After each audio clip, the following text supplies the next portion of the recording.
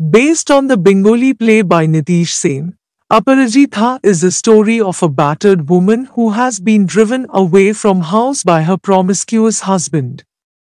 She has taken shelter in her brother's house. She is eagerly waiting for a phone call from her brother's friend, who has promised to give her a role in a professional theatre company.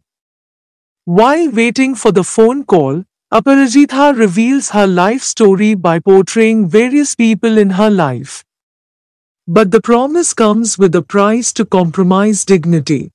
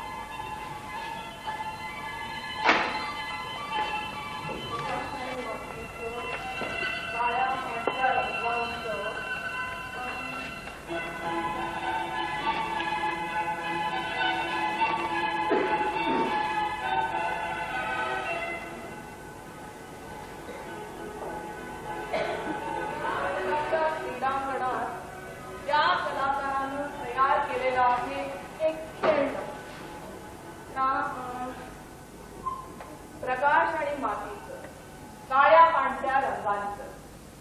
त्याला ठाऊक नाही की ते खेळणं आहे अत्यंत नव. अय्या, तुम्ही येऊन बसला? बराच वेळ झाला. टेलिफोन, एक टेलिफोन येणार आहे. मग मी तुम्हाला हे सगळ्यांना एके ठिकाणी यायला सांगेन. कुठे ते आत्ताच नाही सांगता येणार. आधी टेलिफोन तरी येऊ दे. बरं, सांगूनच टाकेल. संजीव दादा टेलिफोन करणार आहे. एक चांगली बातमी सांगणार आहे.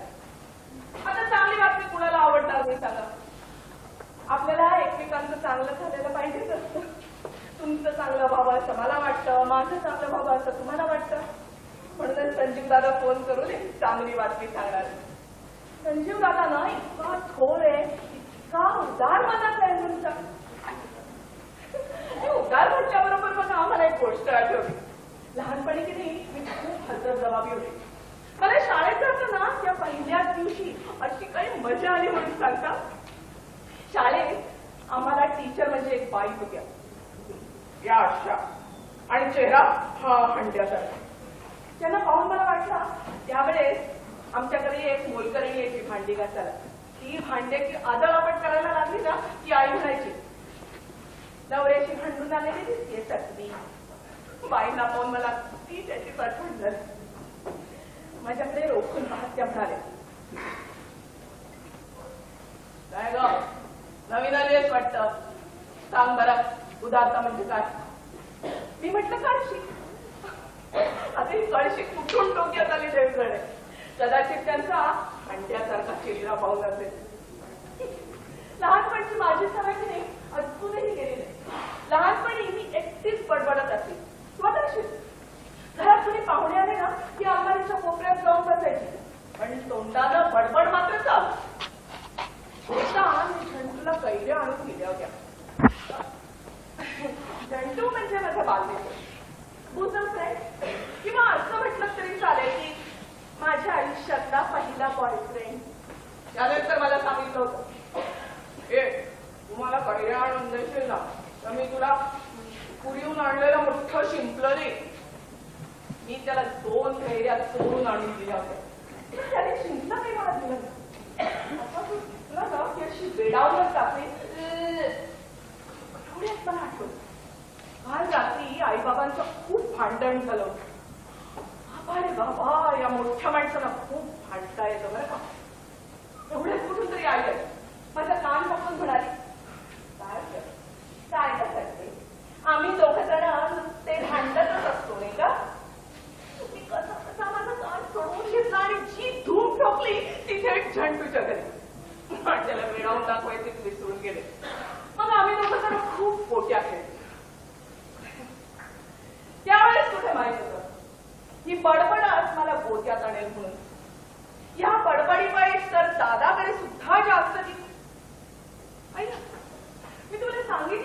का? हे हे माझ्या दादाचं घर. मी दादा वहिनीकडे असते. असते म्हणजे सध्या राहते. दादाला एक मुलगा पण आहे, बाबूल नाव त्याचं. का गोड मुलगा आहे ना, इतका इंटेलिजंट आहे, इतका सुरेख बोलतो. म्हणून सांगू, आमची वहिनी की नाही व्यवस्थित बोलण्याकडे जरा जास्त लक्ष देतो. त्या दिवशी असंच तर झालं. लक्ष्मीच्या आईची केवढी झंझट झाली. लक्ष्मीची आई म्हणजे आमचा कंबाईन हँड. त्या दिवशी लक्ष्मीची आई बाजारातून आली की मुली आरडाओरडा करत, बहिणी ए मेला दुकानदार, आज त्याच्या भारी वाचले तो. अहो मी त्याला विचारलं, मिठाचा भाव पुन्हा वाढणार खरं बाबा? आधी केवढा वाढलाय, आणखी वाढणार म्हणतो, खरं की ना? लक्ष्मीची आई तर हळू आवाजात बोलतो, आता हे काय मला माहित नाही का वहिनी बाई, पण या दुकानदारांना म्हणजे ऐकून जाते हळू आवाजात बोलायचं. लक्ष्मीची आई बाहेरच्या खोलीत 4 लोक बसलेली आहेत, त्यांच्या समोर नीट व्यवस्थित बोलायला पाहिजे. आता ते का मला माहित नाही, एवढं वय झालं माझं. पण आपला गांधी बाबा सांगून गेला की नाही, आपला देश गरीब आहे, वस्तूच्या किमती केवढ्या पण वाढव, पण मिठाची किंमत वाढवली तर खबरदार. पण एक आठवडे दुकानदार गेले. लक्ष्मीची आई ही काय झोपडपट्टी वाटली का? केवढ्या मोठ्यांनी ओरडते. जरा हळू आवाजात माणसासारखी बोल ना. ही अशी आमची वहिनी आणि अशी आमची लक्ष्मीची आई. या लक्ष्मीच्या आईला मॅनर्स शिकवणारी वहिनी जोडे मात्र ओळखायला शिकू शकले नाही. लक्ष्मीच्या आईने जोडे कधीही व्यवस्थित ठेवलेले.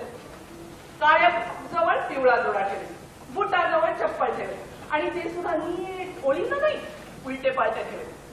मग काय बहिणीबाईंची बाजची खप्पा. एक दिवस अशीच लक्ष्मीची आई आरडाओरडा करत चालती पण झाली. हळू बोलत जा म्हणे. आता हळू बोलायला सांगाल तर बोलीन मी हळू, पण ही असली डोक्याची कामं माझ्याच्याने व्हायची नाही बाया. इतकी गरज पाहिजे ग बाया, पण असं तोंडाळ घर पाहायला नव्हतं कधी. ही असली डोक्याची कामं करता करता माझं डोकं ठिकाणावर राहायचं ना. असं म्हणत लक्ष्मीची आई तर निघून गेली. आमचा कंबाईंड हँडच असा गायब झाल्यानंतर वहिनीनं पुन्हा कधीही कुणालाही हळू आवाजात बोल म्हणून सांगितलं नाही. मग बाहेरच्या खोलीत किती का लोक बसलेली असं नाही. म्हणून तर संजीव दादा म्हटलं, तुमचं हे कॅबिनेट क्रायसिस कधीच सॉल्व्ह होणार नाही का? हे सॉल्व्ह करणं तर कठीण आहे. अरे बोलून का कधी प्रॉब्लेम सॉल्व्ह होत असतात. म्हणूनच मला कधी कधी वाटतं. बाबा म्हणायचे की त्यात खोटं नाही. बाबा म्हणायचे, अपुमा, मला लहानपणी अप्पू म्हणायचे. माझं खरं नाव अपराजिता. अपराजिता म्हणायचे, अपुमा हे बघ, ज्याच्यावर आपली श्रद्धा आहे, जे मोठे आहेत त्यांच्याशी नम्रतेनं बोलायचा, वागायचा प्रयत्न करावा. जे आपल्याला समजत नाही त्याच्याविषयी कधीही बोलू नये. मला तर असंच व्हायचं. मला सांगा, दुसऱ्याची गोष्ट कधी माझी होऊ शकते. माझं जे आहे ते माझं स्वतःचं असणार आहे, पण स्वतःबद्दल स्वतःचं बोलायला सुद्धा कुठेतरी जागा असावी लागते. एक आश्रयस्थान असावं लागतं, तरच आपण सगळ्या गोष्टी अगदी मोकळेपणानं बोलू शकतो.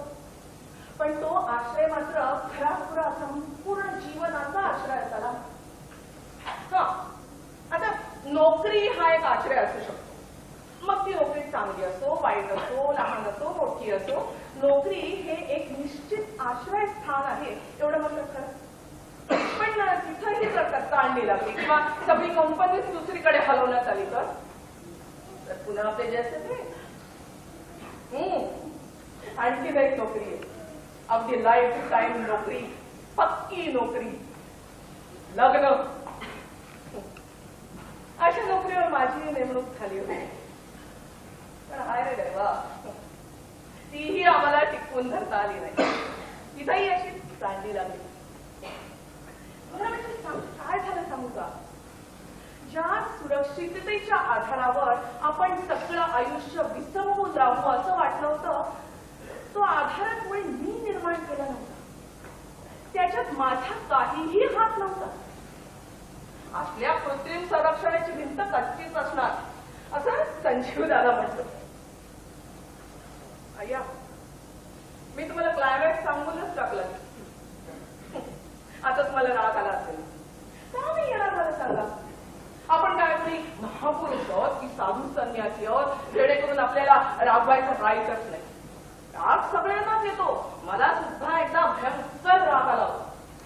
काय झालं, आम्ही नैहाटीहून परत येतो. माझ्या मावस सासूबाईंच्याकडे निमंत्रण होतं. लग्नानंतर दोघांनाच बोलवतात ना. पण यांना एकाएकी असनसोलला जायला लागलं. मग मावस सासूबाईंचा मुलगा अमर येऊन मला घेऊन गेला. अमर मोठा गोड मुलगा होता. त्याच्या तोंडावर देवीचे गण होते आणि चेहऱ्यावर खट्टा मस्करीचे भाव. त्यांच्या बागेत खूप फुलं यायची. मला फुलं आवडतात म्हटल्यानंतर तो नेहमी फुलं घेऊन यायचा. पहिल्याच दिवशी तो आला ना, फुलं घेऊन आला आणि मला म्हणतो कसा, वहिनी वहिनी काय ओळख ओळख काय? मी म्हटले अमर काय मला पाहू दे ना, पाहू दे ना अमर. तो खूप खुश झाला. माझा हात काय केला पुढे ना, तशी म्हणतो कसा, मला एक ग्लास पाणी आणून दे. तुझ्या त्या लठ्ठ सासूकडून 2 पीसेस मिठाई मॅनेज करून आण. मी मिठाईला पाणी घेऊन आले आणि पाहते फुलं, गंधराज फुलं केळीच्या पानात मधात बाजू दाटी होती. छान वाटलं मला. पुढे काही काम असलं ना की तो अंमलच करायचा. कुठे काही लिहून द्यायचं असलं, कुठे सिनेमाची तिकीटं काढायची असली किंवा कोणाकडे निरोप द्यायचा असला तर मग जाण्याचं अर्थात अंमल. एखादा बेकार मुलगा आजूबाजूला असला ना की मी बरंच करेन. यावर जाण तुला नोकरी लावून देईन, नोकरी लावून देईन असं म्हणत त्याला असं. तर काय सांगत होते मी? हा, नैहाटी स्टेशन. स्टेशन मध्ये गाडी येऊन उभी राहिली. स्टेशन मध्ये भयंकर गर्दी. मी आपली फर्स्ट क्लासकडे वळले. त्याची अंमल म्हणतो होता, वहिनी वहिनी वहिनी वहिनी फर्स्ट क्लासचं तिकीट नाहीये वहिनी. आई म्हणाली जवळच जायचे, फर्स्ट क्लास कशाला? पण गाडीला काय गर्दी आहे का वहिनी? तरी मी आईला म्हणत होतो फर्स्ट क्लासचे पैसे दे, विसूदादाला राग येईल. पण आई कसली ऐकते. विसूदादा म्हणजे माझे पती विश्वजीत. आता विश्वजीत, विश्वनाथ, विश्वंभर सगळे विसू. काय सांगत होते मी? नैहाटी स्टेशन. मी आपली ऑर्डिनरी क्लासमध्ये चढले. खरं म्हणजे लग्नाआधी मी ऑर्डिनरी क्लासचीच जायची. लग्नानंतर फर्स्ट क्लास प्रथम व्हायला मजा आली म्हणून सांगता. काय झालं, लग्नानंतर पूजेच्या सुट्टीमध्ये आम्ही दोघांनी प्रवासाला जायचं ठरवलं. पंजाबमध्ये कुठेच ठिकाण आहे, तिथं जायचं होतं. आता पूजेच्या सुट्टीत गाडीला गर्दी व्हायचं. मग क्यू मध्ये उभं राहून तिकीट काढून आणणार कोण? अर्थात अमल. अमल तिकीट घेऊन आला. दादा उभे नाही मिळाला. हे ऐकलं मात्र त्याचा विसूदादा संतापाचा लाल झाला. म्हणाला, मूर्ख, तुला कुपे रिझर्व कर म्हणून सांगितलं होतं ना. कुपे शिवाय प्रवास करता येतो नवलग्न झाल्यानंतर. ते असलेल्या जातात. अरे 10ची नोट फेकायची त्याच्या अंगावर, 50ची फेकली असतीस तरी चाललं असतं. अरे त्याला लाख हवी होती, लाख. लाख दिल्याखेरी या देशात काम झालंय कुठं कमी? म्हणे मला नोकरीला हवी. लाख त्याची अक्कल नाही आणि निघालाय नोकरी करायला धीर शाळा.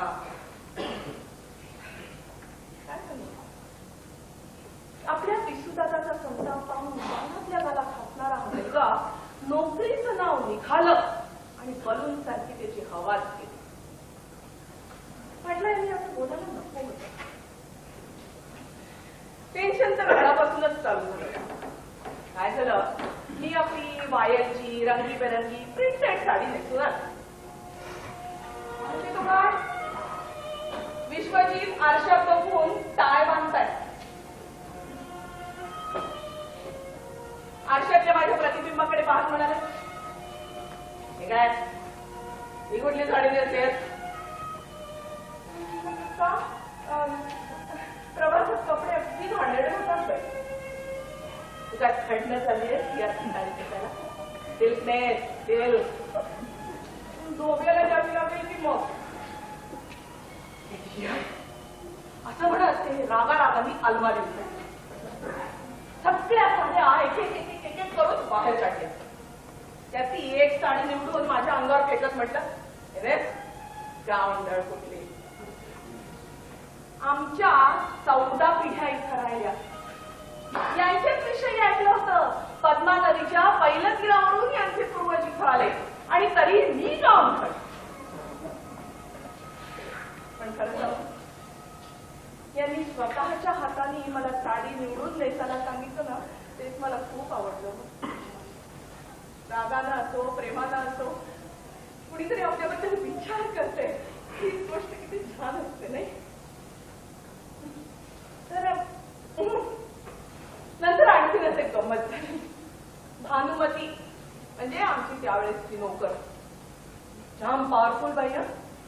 तिनं येऊन मला आणखीनच एक भीती घातली.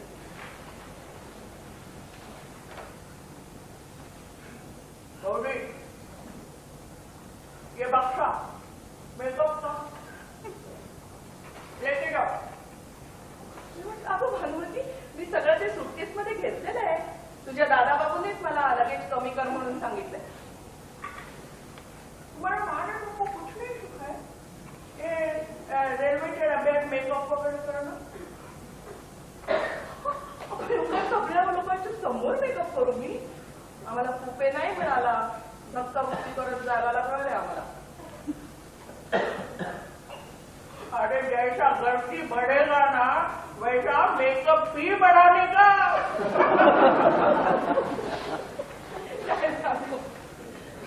मग तो बॉक्स घेऊनच जायला लागला मला.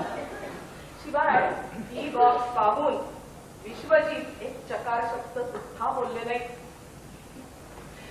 आमचा प्रवास मजेत चालला. डब्यात लोक चढत होते, उतरत होते. मी आपली एका खिडकीशी बसून होते. आमच्याच कंपार्टमेंट मध्ये एक पात्री साहेब म्हणजे खरोखरचे साहेब सांगत आले. विश्वजीतची त्यांनी स्वतःहून ओळख करून घेतली. हो, विश्वजीत काय सुंदर इंग्रजी बोलत होते. तर म्हणजे मला त्यावेळेस इंग्रजी कळायचं नाही. नंतर अट्टहासानं शिकून घेतलं माझं. पण त्यावेळेस वाटलं हा इंग्रजी साहेब लेखाचा आम्हाला म्हणून बावळट बनवायला पाहतोय. आणि विश्वजीत त्याला टॅक्टफुली डिपेंड करताय. Creative art, caste system, religion, riot, poor people, population, एकदम कॉम्प्रिहेन्सिव्ह पा. तेवढ्यात एक गंमत झाली. दोन बेरे केव्हाचे खाली आहेत अरे खाली आहेत करत फिरत होते. यांची एवढी सिरियस चर्चा चाललेली असताना हे असं खाली आहेत खाली आहेत विचारण्यात आलं ना, तेव्हा दोन गोरा साहेब असं म्हणून उठले. बेरेची मानगुट पकडली, जमिनीपर्यंत वाकवली आणि म्हणाले, देखो देखो किधर हाय खाली देखो. मला कसं तरी कुणीही एक चकार शब्द सुद्धा बोलले नाही. विश्वजीतनी तर आपल्या इंग्रजी पुस्तकातच डोकं खुपवलं. आता वाटतं संजीव दादा तिथं असताना बऱ्याच भानगडी झाल्या आहेत. संजीव दादा म्हणजे एकदम प्रिन्सिपलचा माणूस. त्यानंतर आणखी एक गंमत झाली. झालं काय, माझ्या शेजारी एक पंजाबी मुलगी बसली होती. नाही, पंजाबी नव्हती, ती होती बंगाली. पण तिच्या वेशभूषेवरून मला असं वाटतं की ती पंजाबी असावी. पण बोलायला लागले ना तेव्हा कळलं ती बंगाली आहे म्हणून. काय झालं, आपलं स्टेशन जवळ जवळ यायला लागलं ना तशी ती एकाएकी उठली, बाथरूम मध्ये गेली, कपडे बिपडे बदलली, मेकअप वगैरे केला आणि परत आपल्या जागेवर बसली. मी आश्चर्यानं थक्कच झाले. पूर्वी बाथरूम काय घाणेरडी असते. जाऊन या बाईने कसे काय कपडे बदलले असतील ह्याचाच मी विचार करत होते. एवढ्यात विश्वजित खुणेनी मला काहीतरी सांगायला लागले. म्हटलं काय मला काही कळत नाहीये. तशी त्यांनी माझ्या जवळ येऊन म्हटलं, या मुलीसारखी बाथरूम मध्ये जाऊन कपडे बिपडे बदलून ये. ती मेकअपची बॉक्स कशासाठी आणली कुठली. मला भयंकर लाज वाटली. आता नुसता विचार केला तर तरी हसू येतं. गावंढळ मुलींना जणू बाथरूम मध्ये जाऊन लिपस्टिक वगैरे लावणं माहीतच नसतं. गावंढळ शब्दातून विचित्र आहे ते. बघा कुठून मी कुठवर आले. काय सांगत होते मी तुम्हाला. हा, नैहाटी स्टेशन. मी ऑर्डिनरी लेडीज कंपार्टमेंट मध्ये चढले. कंपार्टमेंट मध्ये प्रचंड गर्दी. तिथंच मला एवढा राग आला होता. काय झालं सांगू का, आमच्याच कंपार्टमेंट मध्ये काही खेडवळ बायका बसल्या होत्या. आता या मात्र खेडवळ होत्या ना. त्यातली एक बाई बोलत होती आणि बाकीच्या सगळे लक्ष देऊन ऐकत होते. माणसं समज अगदी घट्ट असत बघ, पण बाईच्या जातीला ते जमत. आता गावाकडं येदारले लोक मध्ये मध्ये घेतातच थोडीशी. अगं पण शहरात आल्यानंतर असं मोकाट सुटायचं. पगार हातात आल्यानंतर धावत सुटायचं. आता गावाकडं बाईला मधून मधून मार मिळतच असतो, पण शहरात आल्यानंतर बाईला पुरा थक्क वाढवायचं आणि तिनं एक शब्द सुद्धा काढायचं नाही. अगं असं शेजारला राहते ना म्हणून मला माहिती. अगं असा बडवतो ग, असा बडवतो तिला, पण बाईच्या तोंडातून एक शब्द फुटत नाही बघ. पण त्या दिवशी असं बडवलं ग तिला, असं बडवलं. पडवत अंगणात आणली, साडी फाडली, चिंध्या चिंध्या काय केल्या. त्या दिवशी ती पहिल्यांदा किचाळली बघ. अजूनही काटा येतो अंगावर. म्हणाली आता काय राहिलं माझं. 10 वर्ष सहन केलं, पण आज माझी लाज उघड्यावर पाडली मेल्यानं. आता काय राहिलं माझं. मी नाही राहायची तर नाही राहायची. मला भयंकर राग आला. अगं गधडे, 10 वर्ष मुक्काट्यांनी मला सहन केला आणि एक दिवस साडी फाडली म्हणून तू अशी. या गावंढळ बायका जरा जास्तच करून टाकतात नाही. म्हणूनच संजीव दादा म्हणत असतो, विद्यासागर आपलं कार्य करून गेले, त्याला अनेक वर्ष झालेली.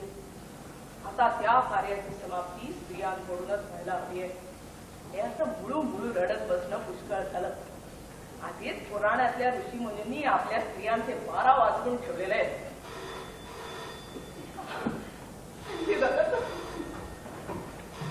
हॅलो, हा मी अपराजीचा बोलते. प्रतिभा राय नाही, त्या बाहेर गेले. बदमाश कुठला. बदमाश कोणच होता मग. महिनीच जबाबदार आहे या सगळ्या. दादाच्या नावानं टेलिफोन ठेवला असता तर बिघडलं होतं. एक दिवस दादा ऑफिस मधून आले आलेच म्हणाला, बरं का प्रतिभा, आपल्या घरी टेलिफोन येणार म्हणायचा. वहिनी लगेच म्हणाली, आता लगेच सगळ्यांना जाऊन एनकरेज करू नका आमचा टेलिफोन वापरत जा म्हणून. आधी टेलिफोन तरी कुठे कुठे फॉर्म मिळालाय. एकडे माझ्या नावाने टेलिफोन करायचा. हरिबाबूंनी सांगितलंय माझ्या नावावर टेलिफोन करायला. मी गव्हर्नमेंट सर्वंट ना म्हणून करायचा ना कडे माझ्या नावावर. करायचा ना, सांगा ना. ठीक आहे ठीक आहे ठीक आहे, विचार करून सांगतो. आणि त्या विचार करण्याचं फळ तुम्ही पाहता. काही बोलायला गेलं तर काय माझ्या समोर कोणाची अशी बोलायची हिंमत आहे का. आता तू घरी असतेस कुठे म्हणून तुझ्या समोर बोलायला. पण मला राग का आला माहितीये, ही सगळी झंझट मला सोसावी लागतायत.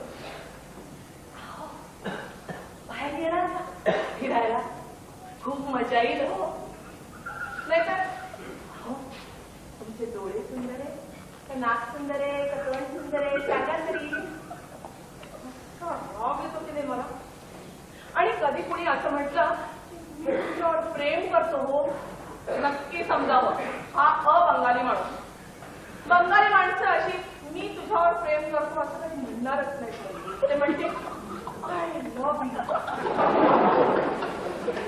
बसमध्ये, ट्रॅममध्ये, सगळीकडे सारखे.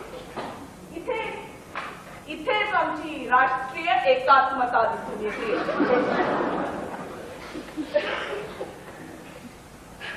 असं संजीव दादा म्हणतो.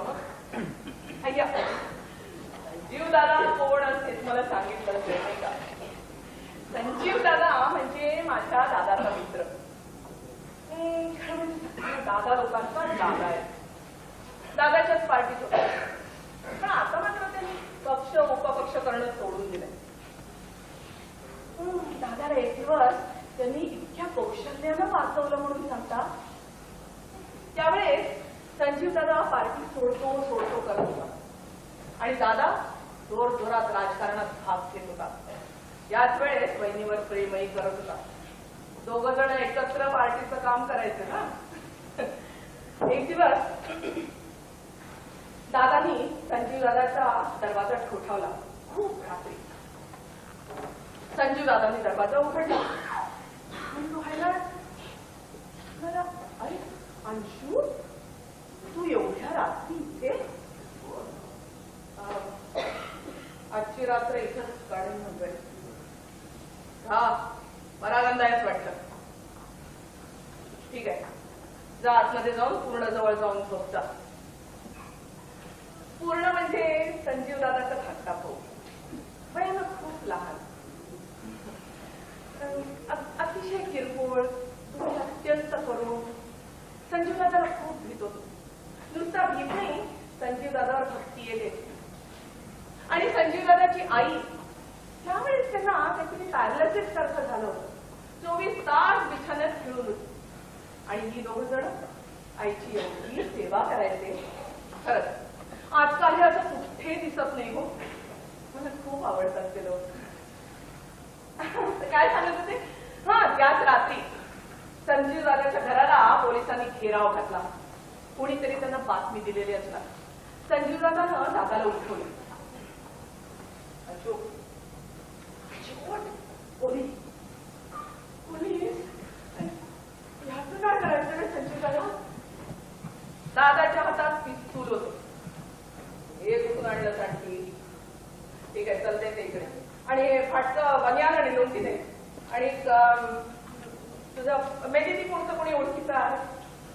हो, माझ्या आत्याचा नवरा राहतो तिथे. ठीक आहे, तुझं नाव बोलाई माई आणि विचारलं तर तो पत्ता सांगायचा. ठीक, जा रे पूर्ण याला नोकऱ्यांच्या खोलीत सोडून. दुसऱ्या दिवशी सकाळी पोलिसांच्या समोर संजीव दादांनी दादाच्या हातात रेशन कार्ड आणि पिशव्या दिल्या आणि पोलिसांसमोरच म्हणाला, अरे पोलिसांना पाहून घाबरतोस काय रे का? कुठे चोरी बी करून आला नाहीस ना? चल जा, लवकर जा आणि लवकर परत ये, मला ऑफिसला जायचं.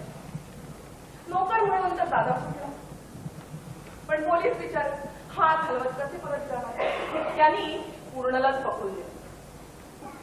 असं मारलं त्याला, असं मारलं. त्याला 7 दिवस अंथरुणात खेळून होता.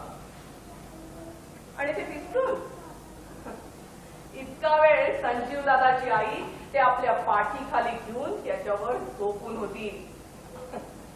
असल्या मुलांची आई अशीच असणार नाही. असल्या आईची मुलं अशीच असणार. दादाचा हा एक मित्र आणि दुसरा एक मित्र अगदीच दुसरं टोक. मी हॅपी न्यू इयर फ्रेंड म्हणते त्याला. अनेक वर्ष भेटीगाठी नाही. एक दिवस अचानक फोन म्हणतो कसा, अरे काय अंशू, अरे कुठं असतोस यार? जणू इतकी वर्ष दादाला दररोज विचारत होता, अरे कुठं असतोस यार? अरे प्रतिभा. जणू प्रतिभाचा आणि याचा अगदी जवळचा संबंध होता. अरे तू आणि पियू कुठं होतात ग? पियू म्हणजे त्याच्या बायकोचं नाव. कुठं होतात तुम्ही दोघं जरा? आम्ही 3 रुपयाच्या सीटवर बसून सिनेमे पाहायचो. रस्त्यावरच्या शेंगा विकत घेऊन खायचो. आठवतं का अंशू? बरं का Pratibha, I know this light better than you know ना. अल्टिमेटली माझ्याशी फ्रेंडशिप करे काय. म्हणूनच मी बंटीला मित्रासारखा वागवतो. बंटी माझा मुलगा 7 वर्षाचा आहे. इथे बेट्याला एअर कंडिशन रूम शिवाय झोप येत नाही. आता असा विचार करतोय पुढच्या वर्षी त्याला दार्जिलिंगला पाठवून द्यावं. तिथून पुढे सरळ स्टेट. इथं कलकत्त्यात प्रतिष्ठित माणसांच्या मुलांना शिकायची सोय पुरली नाही बघ. बरं येतो मी. Drop in sometime. Will have food together. Bye. ह्याच्या घरी न्यू इयर करायला आमंत्रण. आता दादा बूज करतो की नाही मला माहिती, पण तो भयंकर प्राऊड फील करत होता. म्हणाला आयलाच प्रतिभा माझे किती प्रकारचे मित्र आहेत. आयलाच मला नाही आवडत पाहिजे. हा असा पैसा वाया घालवायचा म्हणजे काय. असं जर होतं तर स्वतःसाठी नवीन साडी, उंच टाकाचे शूज आणि दादासाठी टाय घेऊन नटून थटून गेलीच कशाला असती तिथे. आणि गेली परत आल्यानंतर हा एवढा तमाशा कशाला होऊन दिला असता तिने. झालं काय रात्री परत आल्यानंतर हा पियूचा का मियूचा नवरा दादाचा मित्र बहिणीला म्हणतो कसं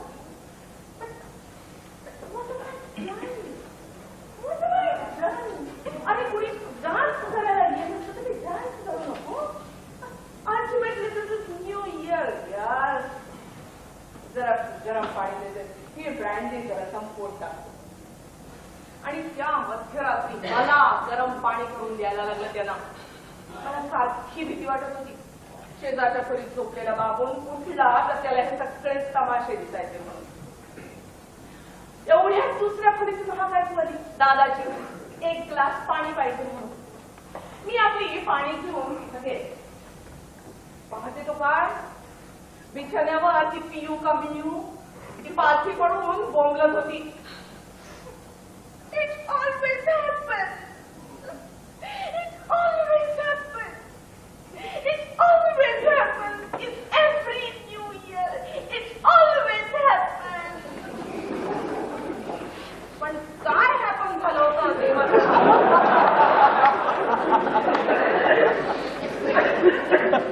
आणि दादा तिच्या टाळक्यावरती हात ठेवत म्हणत होता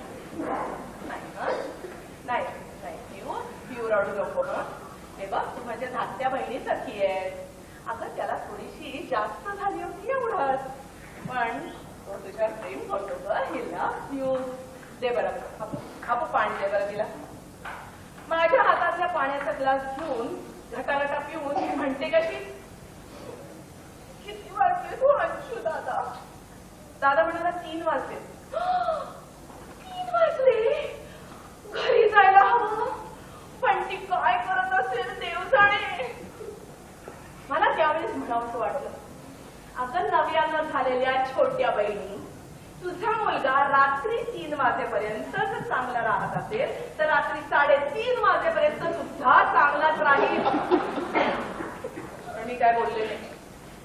ह्या अशा गोष्टी थोड्याच बोलायच्या असतात. दुसऱ्या दिवशी पेपर वाचता वाचता दादा म्हणाला देवा काल पिऊनी नुसता धिंगाणा घातला नाही का. अगं असंच जर होतं तर आपण सुद्धा दुसऱ्या बरोबर कोणाबरोबर तरी नाच करायचा. बहिणी ताण उठून म्हणत हा नाच करण्याचा प्रश्न नाही. तुमच्या मित्रांना अनड्यू ऍडव्हान्टेज घ्यायचा आणि त्याच्या बायकोनं मात्र ते सहन करायचं. अगं पण तिला सुद्धा अनड्यू ऍडव्हान्टेज घेता आला असता. आपल्या नवऱ्याची नक्कल करायची होती तिने. हा नक्कल करण्याचा प्रश्न नाही राईटचा प्रश्न आहे. ते राईट म्हणजेच नक्कल. राईट नक्कल राईट नक्कल राईट नक्कल राईट नक्कल. डिरेक्टरीमध्ये स्वतःचं नाव देण्याचा हट्ट धरणं हे सुद्धा राईटच्या नावाखाली नक्कलच करण्यासारखं आहे की नाही. आता नक्कल करायला कोणाला आवडत नाही. आतापर्यंत तुम्हाला सुद्धा कळून चुकलं असेल मलाही नक्कल करण्याची खूप हौस आहे म्हणून. मी ते जास्त शिकलेली नाहीये. प्रयत्न करून अगदी 2 वेळा प्रयत्न करून कशी बशी मॅट्रिक झालेली. पण आजकाल असं असते ती कॉपी करूनही पास होता येतं म्हणे. सगळे पोरपोरी कॉपी करूनच BA परीक्षा पास होत असतात. आमच्या वेळी अशी प्रथा असती तर किती छान झालं. मी सुद्धा कॉपी करून BA झाले असते. पण आमचं नशीबच होतं. लहानपणचा हजरजबाबीपणा मोठेपणी कोणत्याही कामाला आला नाही. खरं म्हणजे या मोठमोठ्या गोष्टी म्हणजे डोक्यातच शिरत. म्हणूनच दादा मला नेहमी चिडवायचा. पण नुसता चिडवायचा हा.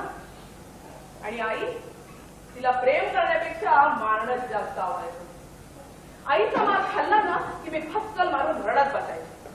बाबा दिसले की माझ्या रडण्याला आणखीनच जोर चढायचा. मग बाबा म्हणायचे, असं मारली पोरीला असं मारतात का ग? मारू नको तर काय करू? परीक्षेत भोपळे मिळवते तरी मारू नको. असं मिळवेल की चांगले मार्क. मोठी झाली की चांगला अभ्यास करेल हो. चला पोच आपण इथून निघून जाऊया हा. आणि तरीही आईची बडबड सुरूच असायची. हेच ते बापाच्या लाडामुळं पोट्टी वाया चाललीये. भविष्यात अंधारच दिसतोय काठीच्या. मग दादाचं टला ट जोडून चिडवणं आणि कविता करणं चालू व्हायचं. दादा एवढी गंमत करायचं म्हणून सांगू. कुठे गेले ते दिवस देव जाणे. मला ना गाणं शिकायची खूप हौस होती. कवितेच्या ओळी मी पाठ म्हणायचे. रेसिटेशन मध्ये मला तर प्राइज मिळालं होतं. शाळेच्या नाटकात काम करायला मला खूप आवडायचं. कित्येक मेन रोल्स केलेले. गाणं शिकायची हौस होती. नाच शिकावाचा वाटायचा. त्यावेळेस दर रविवारी सकाळी संगीताचे धडे देण्याचा कार्यक्रम असायचा रेडिओवर. मी गाणं तसंच शिकले. पण नाच काही रेडिओवर शिकवता येत नाही. मी एकदा दादाला असंच म्हटलं, काय दादा रेडिओवर नाच शिकायची सोय होईल तर किती छान होईल नाही. एकदम गंभीर होत म्हणाल, म्हणजे तुला माहित नाही अगं शिकवतात नाच दर सोमवारी रात्री 10 वाजता. काहीतरी हो तू डाराडून झोपलेली असते त्यावेळेस म्हणून तुला माहित नाही. अगं काल सोमवार होता ना, कालच तर शिकवत होते. धिन टाका धिन टाका धिन. आता डावा पाय उचला. धिन टाका धिन टाका धिन. आता उजवा पाय उचला. पडला पाय हलत नाही हलत नाही. मी सुद्धा सुरुवातीला असाच पडत असे. पण आता बघा दोन्ही पाय उचलून नाचतोय. त्यावेळेस मला कळलं असतं ना तर दादा असा मुद्दा घातला असता की नाही. आईची पण खूप इच्छा होती मी गाणं शिकावं म्हणून. तोंडावर म्हणायची हा पोरीच्या अंगात काहीतरी गुण असेल तर. पण मागे म्हणायची पोरी छान गाते हो. एकदा ना खूप रात्री मला आई बाबांचं बोलणं कानावर पडलं. मला गाणं शिकवलं तर मी चांगलं गाणं म्हणू शकेल अशी आई माझ्यातर्फे बाबांच्याकडे वकिली करत होती. तिच्या शाळेतले टीचर म्हणतात तिला गाणं सहज अवगत आहे म्हणून. बाबा एकदम चिडले.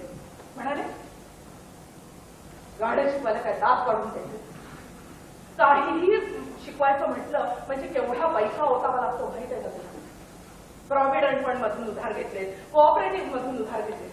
कापून छाटून महिन्याच्या शेवटी किती हात येतात माहित आहे ना तुला. इतर स्वप्नांप्रमाणे हेही स्वप्न उराशी घट्ट धरून ठेव मागली. घट्ट धरून ठेव. त्यापेक्षा पोरीला काहीतरी घरकाम शिकव जेणेकरून 4 माणसांच्या कुटुंबात तिला सुखा समाधानानं राहता येईल. बाबांच्या सांगण्याप्रमाणे आईनं मला घरकाम शिकवलं. पण सुख समाधान लाभलं नाही.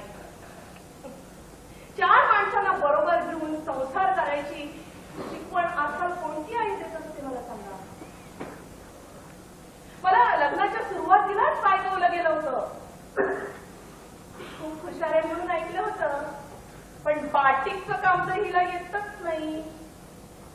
नाहीतर मित्रमंडळी म्हणायचे बायकोला जर ड्रिंक वगैरे मिक्स करायला शिकवलं का? कधी कधी मला वाटतं याच वेळेस आईनं आम्हाला हट्ट धरून गाणं शिकवलं असतं तरी काय झालं असतं ना. अगदी बाबांच्या इच्छेविरुद्ध हट्ट करून आईनं मला गाणं शिकवलं असतं तर मी शिकायला पाहिजे होते ना. दादालाही मला गाण्याच्या क्लासला घालायची खूप इच्छा होती. तर मग मी दादाला म्हटलं तू मला गाणं शिकवतच वाटत नाही रे दादा. तू बाबांना काहीही बोलू नको. खरं म्हणजे त्यावेळेस आई बाबांचं बोलणं माझ्या कानावर पडलं नसतं. मला बाबांनी नाटकात काम करायची सुद्धा बंदी केली होती. लहानपणी सार्वजनिक पूजेच्या वेळेस मी नाटकात काम करायचे. एक दिवस अचानक बाबांनी तेही बंद करून टाकले. बाबा एकदम कॉन्झर्वेटिव्ह बनले होते. म्हणूनच दादाला त्यांचं कधी काहीही पटायचं नाही. मग त्यांच्यात वादावादी व्हायची, भांडणं व्हायची आणि असं झालं ना की मला कुठेतरी खूप दूर पळून जावं लागायचं. मला माहिती निरुपाय झाल्यामुळेच बाबा कॉन्झर्वेटिव्ह बनले होते. पण जे लोक खूप पैसा खर्च करू शकतात अशांची मुलं देखील काय मोठे दिवे लावतात मला सांगा.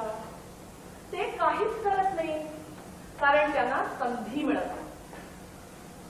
आणि संधी मिळूनही सगळ्या गोष्टी करता येतातच असंही नाही. मला नव्हती का मिळाली संधी? काय झालं? काय नाही. एक दिवस मला वहिनी म्हणाली बरं काकू ते सुपर्णा वगैरे मुलींच्या मध्ये तुम्ही चढत जा. त्यांच्या घरी फीस आहे त्यांनी बोलावले तुला. अगं वहिनी पण त्या सगळ्या किती शिकलेल्या आहेत. मला मी त्यांच्यासारखं बोलता सुद्धा येत नाही. मी नाही मला लहान वाटते. हार्ट कॉम्प्लेक्स तुला घालवायला हवा. आपण तुला नेहमी लक्षात ठेवायला हवं की आपली ही जी अशी अवस्था झालीये त्याला आपण जबाबदार नसून आपल्या कुटुंबातलीच माणसं जबाबदार आहेत. म्हणून त्या खूप चांगल्या आहेत. आपुला पाठवा असं सारखं म्हणत होते. निमंत्रण मिळालं ना म्हणून मला खूप बरं वाटतं. त्या सगळ्या मुली खूप शिकलेल्या आहेत. कोणी BA कोणी MA. त्यातलीच एक मुलगी आहे सीमा. ऑफिसच्या क्लबमध्ये नाटकात काम करून पैसा कमावते. सगळ्या घरी सिनेमाला जातात, पिकनिकला जातात, रेस्टॉरंटमध्ये जातात. थोडक्यात खूप मजा करतात. एक दिवस मला हसत हसत सुपर्णा म्हणाली बरं का बरं काकू प्रत्येक जण नेहमी ट्रॅम बस मधून येताना कधी तिकीट काढत नाही ना. ते सगळे पैसे प्रत्येक जण बाजूला ठेवते. मग ते सगळे पैसे एकत्र करून त्याच्यामध्ये भर घालून आम्ही फीस करत असतो. पण आजकाल कॉन्ट्रॅक्ट बसेस निघाल्यापासून जास्त पैसे जमा होत नाही. कंडक्टर इतके द्वाडेच मेले. होय ना ग सीमा? कसं तरीच झालं होय ऐकून. अहो तिकिटाचे पैसे न देता त्या पैशातून या मुली फीस करतात हे ऐकून मात्र हा त्या बदमाशाचा फोन असा मदत दाखवते ना त्याला. हॅलो प्रतिभा राय पाहिजे. तुमचं कोणी ती मिळालं नाही वाटतं तुम्हाला बदमाश.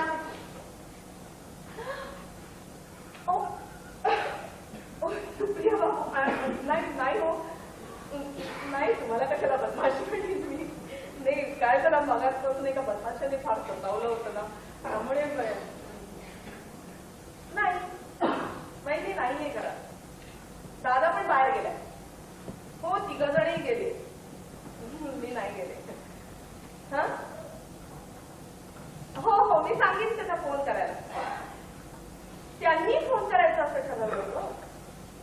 बघा बाई फोन करायचा म्हणून म्हणायचं आणि फोन करायचा नाही म्हणजे किती राग येतो नाही का. नाही तुम्ही काळजी करू नका. हो मी सांगेन त्यांना. काय नंबर आहे? 452002.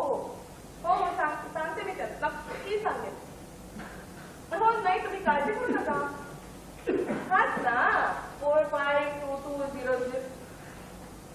चुकला. एक मिनिट मी लिहूनच घेते. एक मिनिट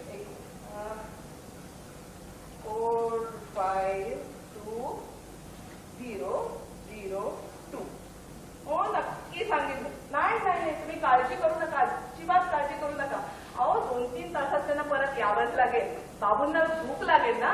आत्ताच तर होतो एपिटायटिस मधून उठलेला आहे. हो हो, त्याला भूक लागली म्हणजे यायलाच लागेल. तेव्हा सांगितले तुम्हाला. Hello hello.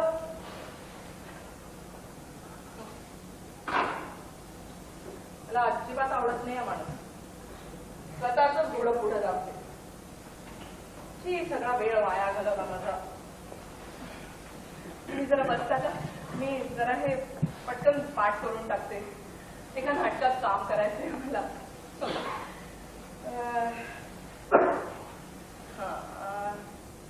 या नाटकाचं नाव सुद्धा विचित्रच आहे हो. घोटक म्हणे, घोटक. आणि नाटककाराचं नाव आहे नीती सेन. कुठे आहे बरं? विदेशी नाटकच अडॅप्टेशन वाटतंय. अडॅप्टेशन म्हणजे काय माहिती ना तुम्हाला? हात की सफाई. आई आणि पापिया. मला कुठला रोल देते? आईसाठी पापिया. तुम्ही तयार करून ठेवतो. आई पापियाला हाक मारते. पापिया, पापिया बेटा. काय बाई, मी इथं आहे बागेत. अगं झोपाळ्यावर फुके घ्यायचे दिवस राहिले नाही तुझे. आता लग्नाचं वय झालंय तुझं. सगळेच जण कसले तरी विचित्र खेळात गडलेले असतात. आई ग, हा घोडा घोडा खेळ किती विचित्र आहे नाही? चूप. कोणी ऐकलं तर काय म्हणतील? घोडा घोडा हा खेळ नव्हे पापिया. घोटक कल्चर म्हणायचं त्याला. मुंबईला सुरू झालंय, दिल्लीला सुद्धा चाललंय. कलकत्तात का म्हणून मागे राहिलो? तू आता लग्नाची झालीयस. हे सगळं तुला शिकायला हवं बेटा. तुझ्या बाबांनी तुला सगळं समजावून द्यायला सांगितलंय मला. तू का म्हणून ग सगळ्यांच्या मागे राहतेस पापिया? सगळ्यांमध्ये मिळून मिसळून तू घोटकचा खेळ का नाही ग खेळत? काय हे विचित्र केस बांधले आहे? पोनीटेल का नाही केलं? आणि तुझे उंच टाचाचे डोळे कुठे गेले? दिवसभर तोंडानं लगाम चावल्यासारखी आवाज का नाही करत? तुझ्या बाबांना याचं फार वाईट वाटतं बघ. तू अशीच बावळट राहिलीस तर कोणी तुझ्याशी लग्न करणार नाही. तुझे बाबा आता रिटायर झाले, माहिती नसतं. आता वरचं उत्पन्न बंद झालंय. तुझ्या योग्य मुलगा शोधायला जाणं तुझ्या बाबांना जमायचं नाही. तूच आता त्यांना या बाबतीत मदत केली पाहिजे. तुझे बाबा काळजीच्या सुरात म्हणाले पण होते, पापियाच्या तोंडून एकदाही पूजन ऐकलं नाही म्हणून. मला नाही जमत ते. अगं शिकायला हवं, सवय करायला हवी. पापिया नाही येत म्हटलं ना. पापिया शहाणीनं माझी सोनवली. जा बेटा, तुझ्या बाबांना एकदा पूजन ऐकून ये. जा म्हणते ना, जा. अगं असं नव्हे, घोड्यासारखं जायचं, घोटक सारखं. घोड्यासारखं कसं चालायचं? चालायचं घोड्यासारखं.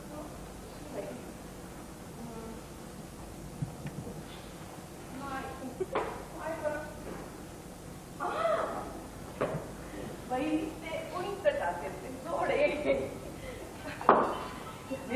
प्रॅक्टिस करते आता घोड्यासारखं.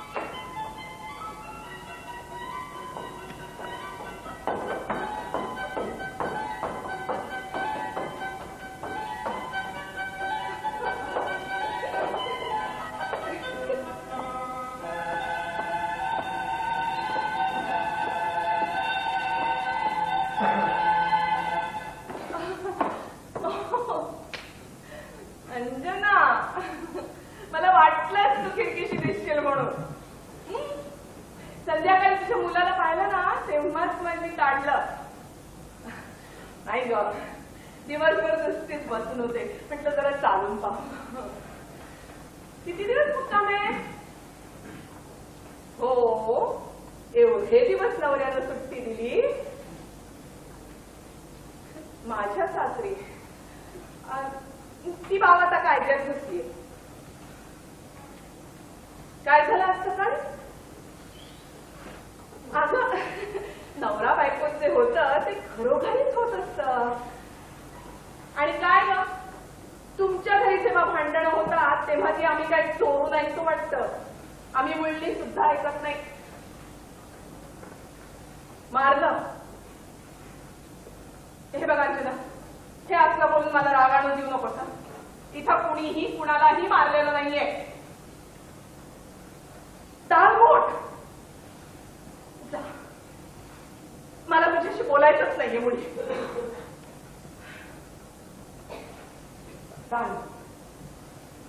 दालमोठ. मी अंजनाशी भांडले खरी, पण आज सकाळी खरोखरच दादानं माझ्या थोबाडीत मारले.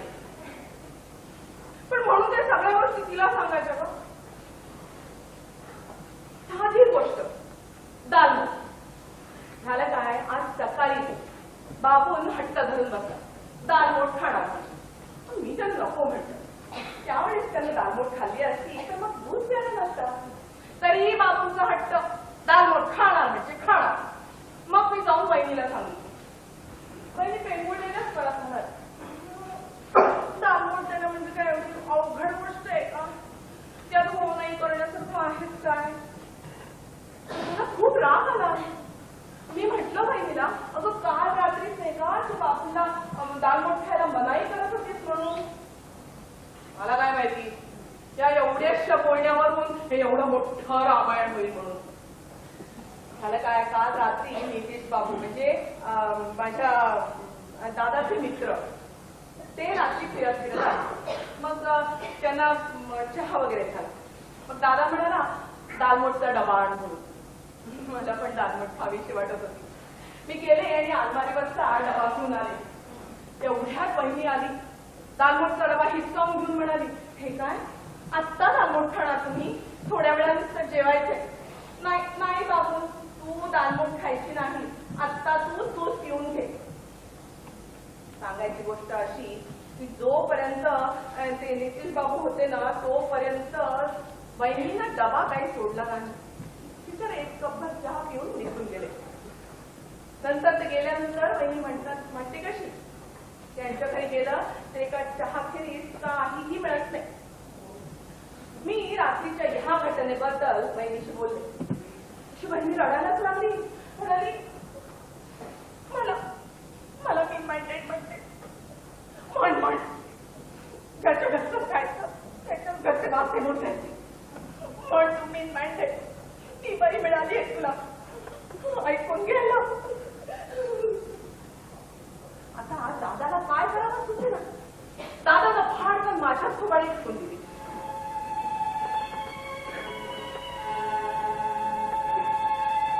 बायकोच्या बोंबळण्यावरनं एका भावानं बहिणीच्या थोबाडीत मारली.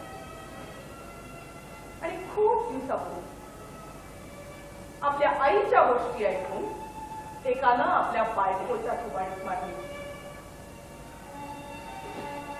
आणि दोन्ही वेळेला मार खाणारी फक्त एकच व्यक्ती, मी, अपराजिता राय. ज्या दिवशी मार खाल्ला ना त्याच दिवशी सगळं ऐकून वहिनी म्हणाली होती, म्हणजे तुझ्या अंगावर सुद्धा हात टाकायला सुरुवात केली होती. म्हणजे त्या घरातून आपलं उच्चाटन झालंय असं समजून घ्यावं.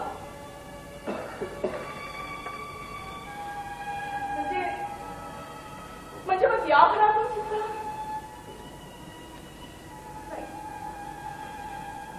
नाही, असं शक्य नाही. सगळ्यांना माहित आहे मला जायला दुसरे ठिकाण नाहीये म्हणून. दुसऱ्याच्या मनातली इच्छा मला आधीपासून कोणीतरी सांगू शकेल. मला तर काहीच कळत नाही. अशा वेळी काय म्हणाल तुम्ही मला? महामूर्ख, बावळट, मठ्ठ, बुद्धू, मूर्ख.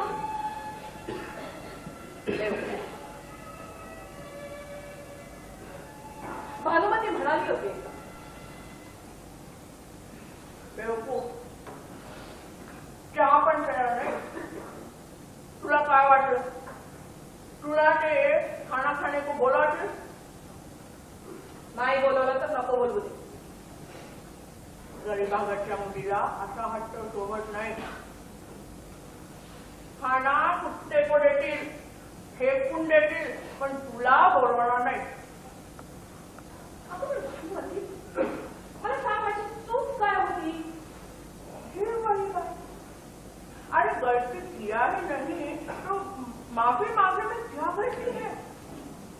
सासू माँ के पैर तो क्या और क्या है भाई, माफ करो. बस खाना कपड़ा सब ठीक रहेगा. म्हटलं ही म्हणते ते बरोबर आहे. चूकच झाली नाही तर माफी मागण्यास कसली आली तू? पण त्यावेळेस कुठं माहित होतं हे इतकं साधं सरळ नाहीये म्हणून. एक दिवस आमच्या मावस सासूबाई आमच्याकडे पाहुण्या म्हणून आले होते.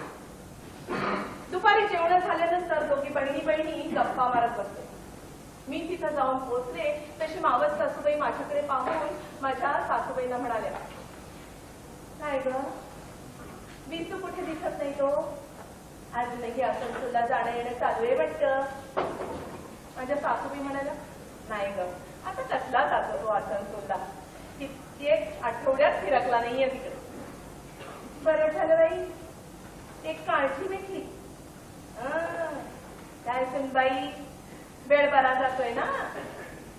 आता सरळ सरळ मलाच विचारलं होतं म्हणून मी आपलं माझ्या सासूबाईंना म्हटलं, सासूबाई गेल्याच आठवड्यात नव्हते का हे आसनसोलला गेले?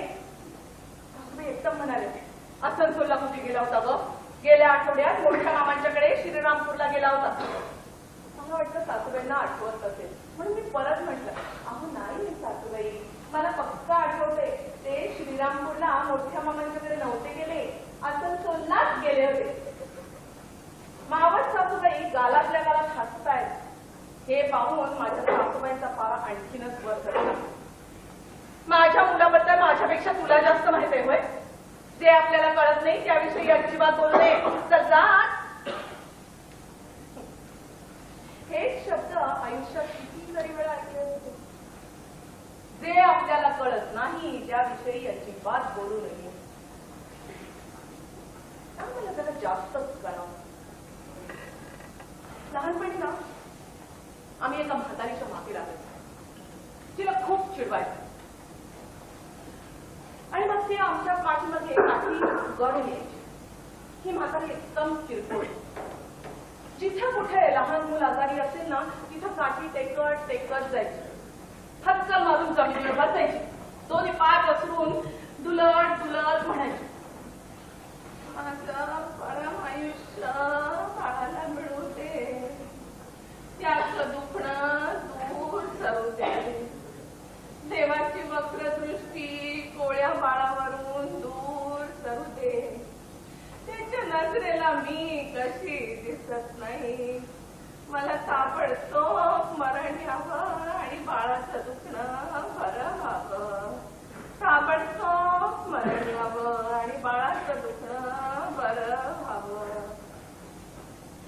मग सगळेजण तिला काहीतरी देऊन तिच्या मागे म्हणायचे, म्हातारी अशा काही नजरेनं बघते, काळजात कसं सरळ होतं बाई. पण मला मात्र त्या म्हातारीत काही वाईट दिसलं. एकदा मी सुद्धा अशी आजारी पडली आणि मग ही म्हातारी बोलावण्यासारखी आमच्या घरात येऊन उभी राहिली. तसंच दुलट दुलट म्हणायला लागली. तिच्या डोळ्याकडे बघून मला वाटलं माझ्या अंगावरून तिला प्रेमाने हात फिरवायला मिळाला ना तर त्या म्हातारीला खूप बरं वाटेल म्हणून. आईने सुद्धा तिला काहीतरी देऊन हलवून दिलं. आम्ही मुलं बरी झालो ना की परत म्हातारीच्या मागे लागलो. बच्ची बुड्ढी फिरते आपलं आयुष्य विकते, बच्ची बुड्ढी फिरते आपलं आयुष्य विकते. एक दिवस आम्ही असेच जमलो होतो. म्हातारी आली, तिला आज दगड मारायच्या तयारीत होतो. पण म्हातारीचा पत्ताच नाही. आम्ही आपली वाट बघतोय. म्हातारी तिथेच किती बोरिंग असतं नाही. जो मार खाणार असतो ना त्याचाच सगळेजण विचार करतात. जे वाट बघतात त्याचा कोणी विचार करत नाही. आम्ही आपले वाट बघतोय. शेवटी झंटू म्हणाला, आपण त्या म्हातारीच्या घरी जाऊन तिला दगड मारून घेऊया. मी म्हटलं चल, म्हातारीचं घर किती दूर आहे. म्हणाला हे दूर कुठे आहे? 2 गल्ल्या ओलांडल्या की तर आहे. ही म्हातारी एका वाड्याच्या खोलीत आहे. त्या वाड्यातून वडाचं पिंपळाचं झाड बोलले. कदाचित या वाड्यातच म्हातारी ऊन म्हणून प्रवेश केला असावा. काय सांगत होते? आम्ही त्या वाड्याशी जाऊन पोहोचलो. म्हातारीच्या खोलीचा दरवाजा उघडा होता. म्हातारी आत झोपलेली होती. आम्ही पुढे सरकलो. तो म्हणाला मारा तिला लवकर. आम्ही पुढे गेलो आणि पाहिलं तर म्हातारीच्या तोंडावर अंगावर माशा बसल्या. आजूबाजूला माशा भंगावून गेल्या. म्हातारी मेलेली होती. हसायला लागली. मला मात्र रडायला लागलं. मला रडताना बघून मग सगळी मुलं रडायला लागली. आम्ही हातातले दगड तसेच ठेवून मोठ्याने रडायला लागलो. आम्हाला काही वाटलं. आम्ही दगड तसेच टाकून खूप पळत सुटलो. नंतर कळलं 2 दिवसापूर्वीच म्हातारी मरून पडलेली आणि चोरांनी तिच्या घरातलं असेल नसेल ते लुटून नेले नव्हते. सगळेजण म्हणायला लागले चोरांना म्हातारीच्या घरात खूप पैसे मिळाले बरं का. म्हातारी कशी गेली असेल. मरताना तिच्या तोंडात 2 थेंब पाणी तरी पडलं असेल का असं मात्र कोणी म्हटलं नाही. सगळेजण तिच्या पैशाबद्दलच बोलायला लागले. एक दिवस आई सुद्धा तिच्या पैशाबद्दल असंच बोलायला लागली. तशी मी म्हटलं पण आई ग, म्हातारीच्या घरी एवढे पैसे होते तर मग ती आपलं आयुष्य विकून भिक्षा का मागायची? आई म्हणाली हे बघ, जे आपल्याला कळत नाही ना त्याविषयी आपण अजिबात बोलू नये. अगदीच लहान नसले तरी पोर चौदात होते. पण मोठेपणी सुद्धा त्या दिवशी सुद्धा हेच शब्द पुन्हा ऐकायला मिळाले. सकाळी बहिणी म्हणाली अपराजिता. बहिणी रागवली ना की मला हक्कू नाही म्हणत अपराजिता म्हणते. अपराजिता, मीटिंग चाललेली असताना मध्ये मध्ये बोलणं तुझं मला अजिबात आवडणार नाही ना, सांगून ठेवते. अगं पण मी सगळ्यांना चहा चिवडा तर देत होते. दादाच म्हणाला इथंच बसून चहा घे म्हणून. तुला नुसते चहा घ्यायला सांगितलं होतं. मीटिंग चाललेली असताना मध्ये मध्ये बोलायला सांगितलं नव्हतं. अगं पण मीटिंग कुठं सुरू झाली होती? मुलांच्या शाळेबिळेबद्दल तर गप्पा चालल्या होत्या. शाळेबिळेबद्दल नव्हे, एज्युकेशन पॉलिसी बद्दल. ते माहितीये सुप्रिया बाबू तुला 3-3दा विचारत होते मुलगा 5 वर्षाचा झाला त्याला कुठल्या शाळेत घालणार म्हणून. पण तुझं तिकडे लक्षच नव्हतं. इतकी तू सुपर्णाशी बोलण्यात गुंतली होती. मग त्यांनी मलाच विचारलं आणि ते सांगितलं मार्टिनियर मध्ये घालणार म्हणून. हो का? इंग्रजी चांगलं येईल त्याला, मोठा ऑफिसर होईल तो. हे बघ, माझ्या मुलाला कुठे घालायचं आणि कुठे नाही हे आमच्या मित्रमंडळींना आम्ही सांगू. तू गप्प बसली असतीस तरी चाललं असतं. आणि काय ग, अशा गोष्टी सगळ्यांना सांगायच्या नसतात. जेलसी काय कुणात कमी नाहीये. अगं पण सुप्रिया बाबू म्हणजे तुमच्या पार्टीचा माणूस ना, तुमचे चांगले जिगरी दोस्त. हे बघ, जे आपल्याला कळत नाही त्याविषयी आपण अजिबात बोलू नये. आणि काय ग, इतर गोष्टींबद्दल बोलायला तुझं तोंड नाही उघडलं ते. मी ते झोपडपट्टीमध्ये स्टडी क्लास चालवते. ते सांगायला चहा चिवड्याचा फराळ करता करता तुला वेळ नाही मिळाला. Study class. तिथल्या मुली मला काय म्हणतात माहितीये, बडबड बडबड करून ही बाई काय बोलते आम्हाला काही कळत नाही बघा, सगळं डोक्यावरून जातं. म्हटलं येता कशाला? म्हणतात कशा? अहो बाई आम्हाला दूध पावडर जुने जुनाने कपडे मिळवून देतात ना. यांच्या पार्टीचे लोक कॉर्पोरेशनचे मेंबर आहेत, MLA म्हणून ऐकलं. नाहीतर आम्ही कसे येतो, सगळं कळतं बरं, आम्हाला सगळं कळतं. मला सुद्धा कळून पहिलीला हवंय काय? पब्लिसिटी. आता ती कुणाला नको असते. आपण काहीतरी करावं आणि 4 लोकांना ते माहीत असावं असं कुणाला वाटणार नाही. पण म्हणून ते 24 तास हे असतं. म्हणूनच संजीव दादा म्हणत असतो, हे विज्ञानाचं नाही विज्ञापनाचं युग आहे, म्हणून जाहिरातीचं युग आहे. हॅलो, आम्ही अपराजिता हा हॅलो, आम्ही अपराजिता बोलतीये. पूर्ण हा बोल. हा काय?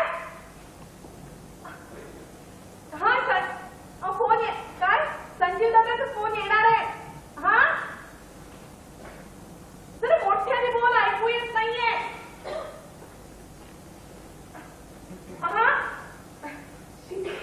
मध्ये बोलायला लागेल. अहो तुम्ही लाईन सोडा ना. अहो पण मी आधी बोलायला सुरुवात केली आहे, तुम्ही लाईन सोडा बरं. हे पाहिलेच अपू पूर्ण. अहो तुम्ही लाईन सोडा, परिणाम चांगला होणार नाही सांगून ठेवते. हॅलो हॅलो पूर्ण. हॅलो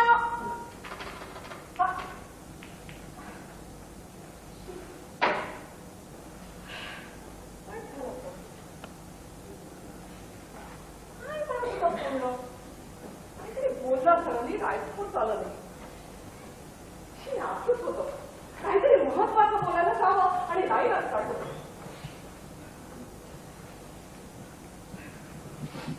संजीव दादा दुसरा फोन येत नाही. मी तुम्हाला सुरुवातीला सांगितलं ना, मी एके ठिकाणी तुम्हाला यायला सांगितलं. ते ठिकाण म्हणजे रंगभूमी. रंगभूमी पुण्यात मी मोठमोठ्या पात्रांचा अभिनय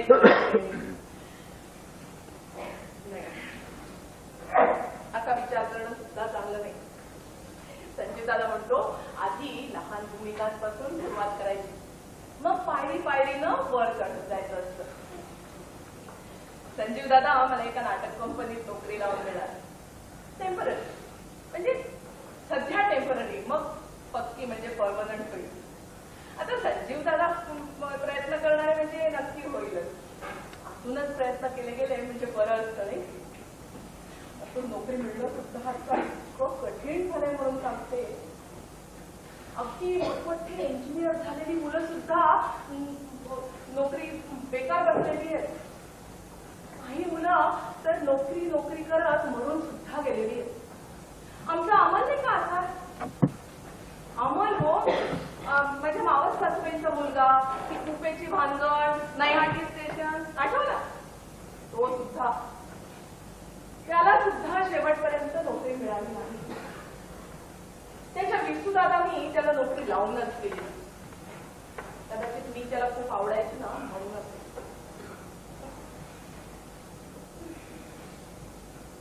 एका काय झालं, त्यावेळेस मी माझ्याच भानगडीत होते. पण तरी सुद्धा अमलमध्ये होत जाणारा बदल मला जाणवायला लागला. दिवसेंदिवस तो अबोल होत होता, दबून लागायचा. पण नंतर मी इथंच निघून आले. पेपरमध्ये बातमी यायच्या खुनाच्या. मला नेहमी वाटायचं कधी कधी ह्याचंही नाव येणार. आणि तसंच झालं. एकदा पेपरमध्ये बातमी आली, नैहाटी स्टेशन जवळ रेल्वे लाईनच्या कडेला गोळी लागून अमल सेन यांचा मृत्यू. त्यानंतर मला कुठल्याच चर्चेत रस वाटला. मला माहिती एक नोकरी मिळाली असती ना, तर त्याचा असा अंत झाला नसता. पण त्याला कोणीही नोकरी लावून दिली नाही. उलट त्याला नोकरी मिळून नाहीये असेच सगळ्यांचे प्रयत्न असायचे. तर स्वप्नावर तुमचा विश्वास आहे? स्वप्नाला काहीतरी अर्थ आहे. ही बातमी वाचली ना, त्याच्या आदल्याच रात्री मला एक प्रश्न पडलं.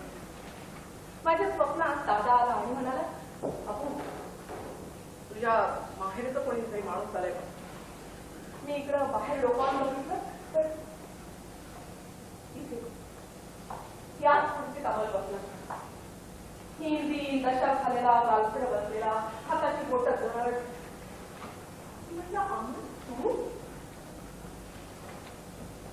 हो, मला 2 दिवस राहू देशील इथे?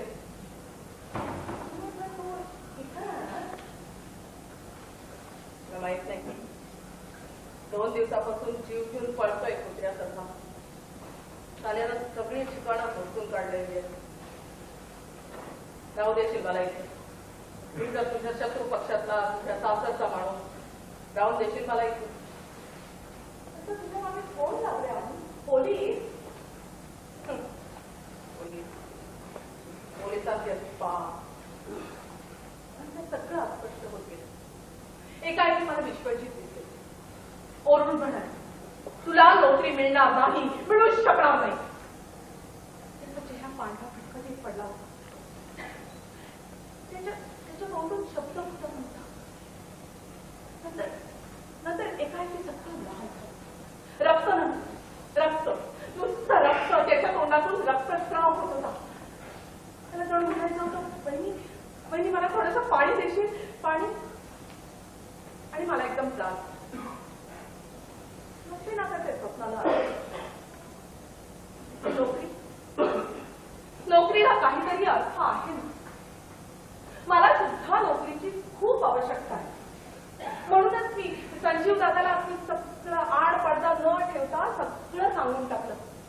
तर संजीव दादा म्हणाला, अगदी रेग्युलर नाही तरी सुद्धा मधून रोजगार मिळेल असं काहीतरी करायला हवं. सगळीकडचं टेन्शन कमी होईल. आपल्या माणसांसाठी तुला काहीतरी करता येईल. त्यांनाही बरं वाटतं. पण एवढ्याशा शिक्षणाच्या पुंजीवर तू काय नोकरी करणार आहे? म्हटलं, का संजीव दादा, मी नाटकात काम करते ना. कितीतरी मुली ऑफिसच्या क्लबमध्ये नाटकात काम करून पैसे कमवतात. मी पण नाटकात काम करीन. तू पाहिलेलंच आहे, पार्टीच्या नाटकात मी काम केलं होतं ते. Good idea, very good idea. बघतो तुझ्यासाठी काय जमतं ते बघतो. याच इंटरव्ह्यू विषयी आज करणार. एक नावाजलेली नाटक कंपनी नॉर्थ इंडिया टूरवर जाणार. त्यांना एका एक्स्ट्रा मुलीची आवश्यकता आहे. एक्स्ट्रा म्हणजे असं की त्यांना अशी कोणीतरी मुलगी पाहिजे जी कोणत्याही भूमिका निभावून येऊ शकेल. त्यासाठी काही भूमिका करून दाखवायचे. हे बघा, त्यांनी मला पुस्तकं पण पाठवलेली आहे. तेच प्रॅक्टिस करत होते मग. जर का मी चांगला अभिनय करू शकले ना तर मला ते रेग्युलर देतील. मग तिथंच मी तुम्हाला यायला सांगेन. एकदा जर का मला चांगलं काम करता आलं ना तर मग मोठमोठ्या क्लबच्या नाटकात मला कामं मिळतील. आणि माझं नाव झालं ना मग अशी ती शान असेल म्हणून सांगता माझी. नाही, उद्या वेळ नाही मला. पुढच्या आठवड्यात तुला नाही का? ओ नाही, त्याच्यानंतर मी 15 दिवस टूरवर जाते. हो हो, चालेल ना. पण पुढच्या महिन्याच्या एंडला आपण रिहर्सल सुरू करू. हो हो. पण एक रिक्वेस्ट आहे, म्हणजे मला 1000-2000 ऍडव्हान्स पाठवून द्या तरच मी येऊ शकेन.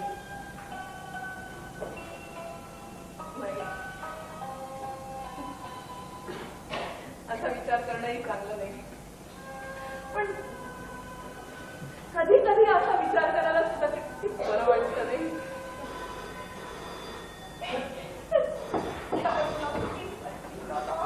हॅलो, हा मी अपराजिता बोलतीये. मग ती असते एकाएकी नाही, कधी फोन केला तेच म्हणून म्हटलं. हा की नाही माझ्या मागे लागलेला शनी आहे, शनी. बोल. नाही वहिनी नाही.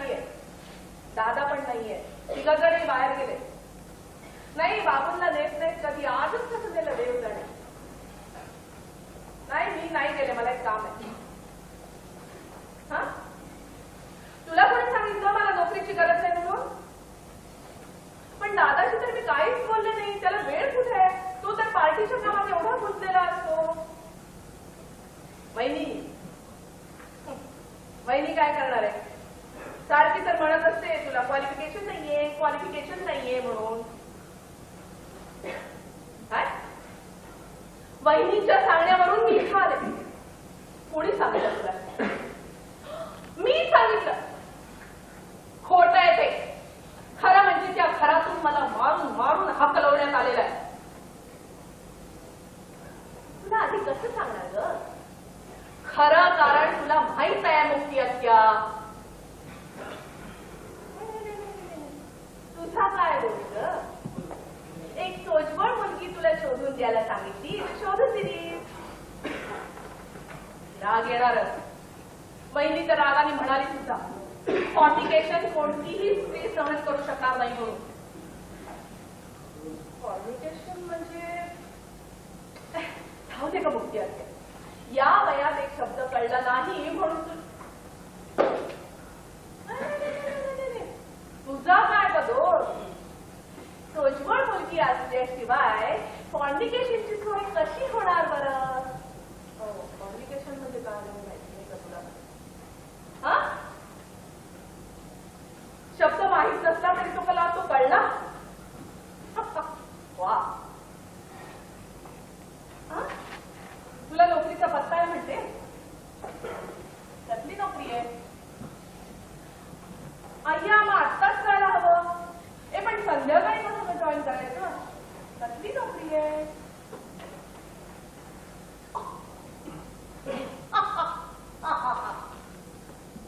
मुक्ती आत्या, तू म्हणजे अशी ही आहेस ना. असं मी बाबूंचा सांभाळ केला म्हणून काय तुझ्या दुसऱ्याची मुलं मी पैसे घेऊन सांभाळू होय? म्हणजे तुम्हाला आयाचंच काम करायला सांगतेय? हो, आयाचंच काम म्हणतात त्याला.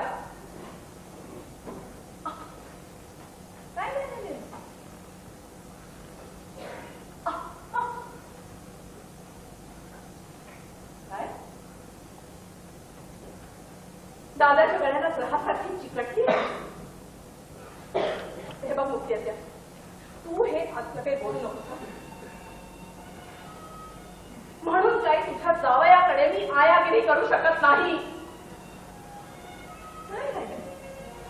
वहिनीला खुश करण्यासाठी तू माझं लग्न लावून दिलं आणि आता जावयाला खुश करण्यासाठी तुम्हाला आयाची नोकरी करायला लावतेस. एवढे उपकार आहेत का तुझे?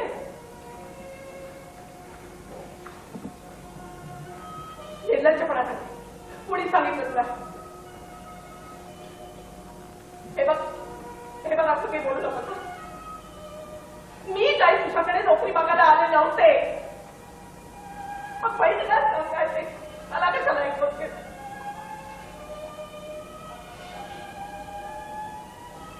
असं ते म्हणतो निर्लज्जपणा. काही मिळतो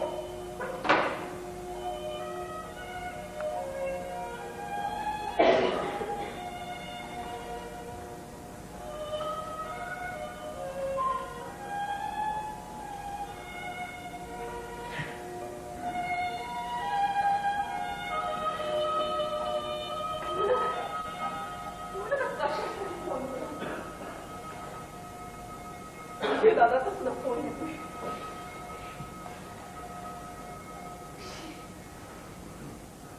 फोन ऑफ करून टाकला.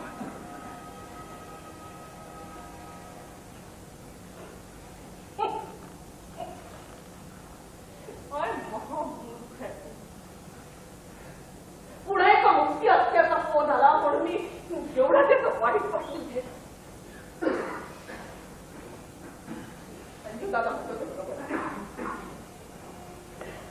म्हणतो माणसाला सेंटिमेंटल होता पाहिजे. सेंटिमेंटल झालं की खेळ खुला. माणसाला कसं अलर्ट असायला पाहिजे.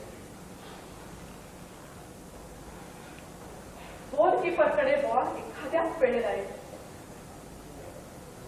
त्यानं तो घेतला नाही तर गोल.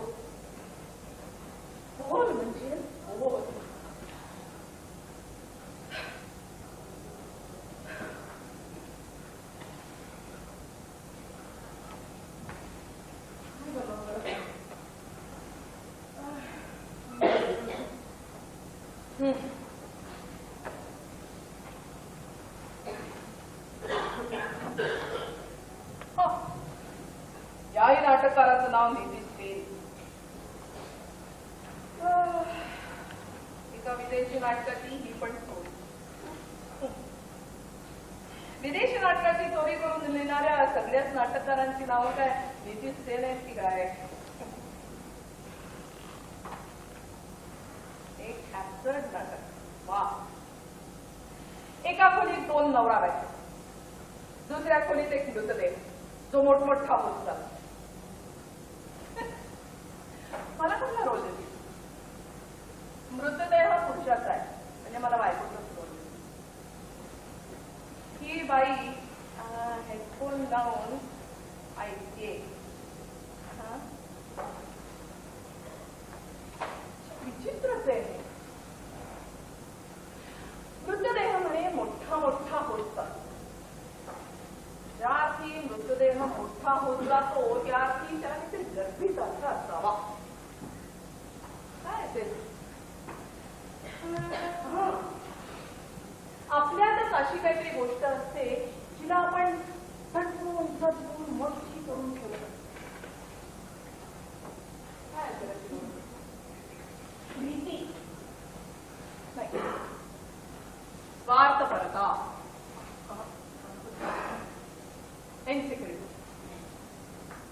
इनसिक्युरिटी, शंका. दादा म्हणाला होता जी शंका होती तेच झालं. अप्पूला आता यापुढे सासरी पाठवता येणार नाही. तुम्ही मोठे भाऊ असून असा विचार करता? तुम्हाला काय वाटतं? आम्हा बायकांना डिग्निटी नाही का सेल्फ रिस्पेक्ट नाही? अप्पू, तुझी बहिणी या नात्यानं मी तुला ऑर्डर करते. यापुढे तुला हकलवून दिलं म्हणून तू इथं आलीस असं कधीही बोलू नकोस. सांग की मी स्वतःहून इथून निघून आली. कारण कोणतीही स्त्री फॉर्निकेशन सहन करू शकणार नाही. आपण तुझा पण असं सेंटिमेंट रुकून नाही चालायचं, प्रॅक्टिकल असायला हवं. तुम्ही आपूच्या सेंटिमेंटचा फालतू समजता. तुम्ही आपूच्या सेंटिमेंटचा फालतू समजत असाल पण एक स्त्री या नात्यानं मी हा अपमान मुळीच सहन करू शकणार नाही. अप्पूला हे काम नाही म्हणून म्हणता ना, आजपासून मी बाबूंना अप्पूच्या स्वाधीन करते. म्हणून महिने तमाशाच दिला. आजारी बाबूंना बिछाण्यातून उचलून माझ्या मांडीवर आणून ठेवलं. फुलासारखा होता तो.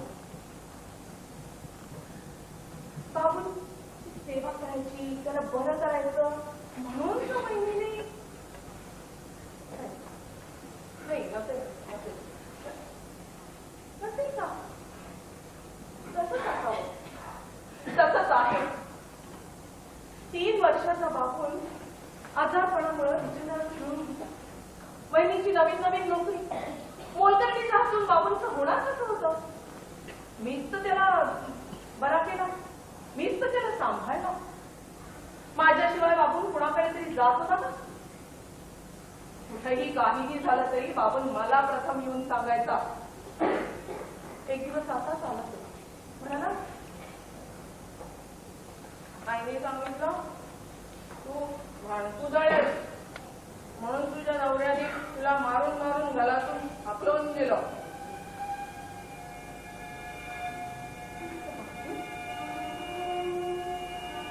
असं चेहरा पाहून त्याला काय वाटलं त्याच्या? म्हणाला, अप्पू ऐक्य तुला खूप मारलं का घरच्यांनी? मला माहित आहे माझ्याबद्दल बाबूंच्या मनात विष पेरलं गेलं.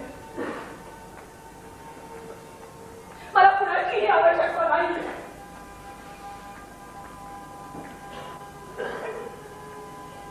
पण तरी जीवन जगायचं म्हणजे कुणाकडे तरी गरजू म्हणून राहावंच लागतं.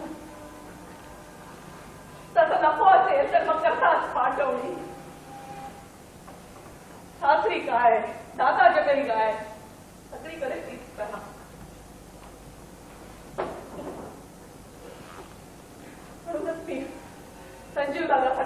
तशी धूर्तपणानं वागत. मला काय हवंय? एक नोकरी, एक सुखाचं जीवन, काहीतरी काम करून जगायचं म्हणून संजीव दादाच्या न कळत एका प्रोफेशनल नाटक कंपनीमध्ये अर्ज केला. त्याचं कारण असं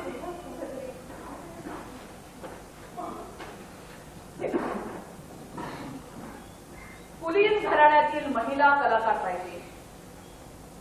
बंगालमधील एक प्रख्यात नट ज्यांनी अनेक वर्षांपासून आजवर नाट्यांदोलनाबरोबर नियमितपणे व्यावसायिक रंगमंचावर काम केलेला, म्हणजे पूर्णपणे प्रोफेशनल नाही तरी प्रोफेशनल स्टेज कॅप्चर करायची मात्र इच्छा आहे. हॅलो, हा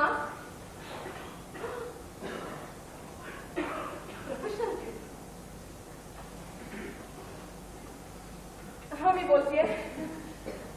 हो, अपराजिता राज. हो नाही, बहिणीच्या नावाला टेलिफोन आहे. हो हो नाही, बाहेर गेल्या त्या. हो, सगळेजण बाहेर गेले. नाही, मी नाही गेले. नाहीतर तुमची भेट कशी झाली?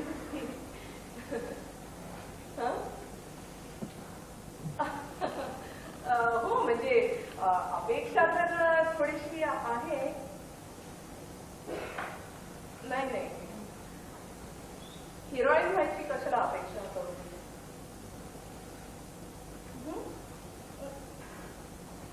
नाही नाही, त्या चुका मी दुरुस्त केलेल्या आहेत. आता नाही चूक व्हायची.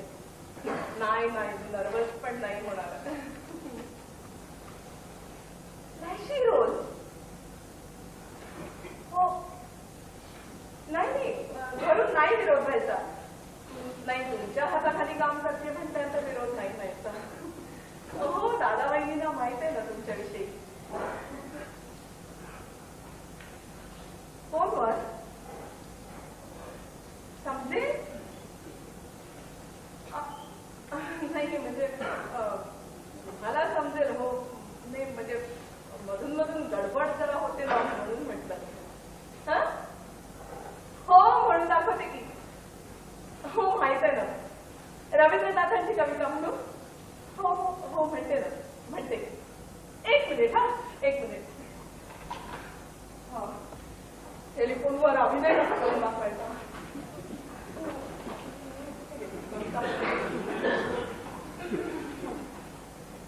म्हणून दाखवते. हा,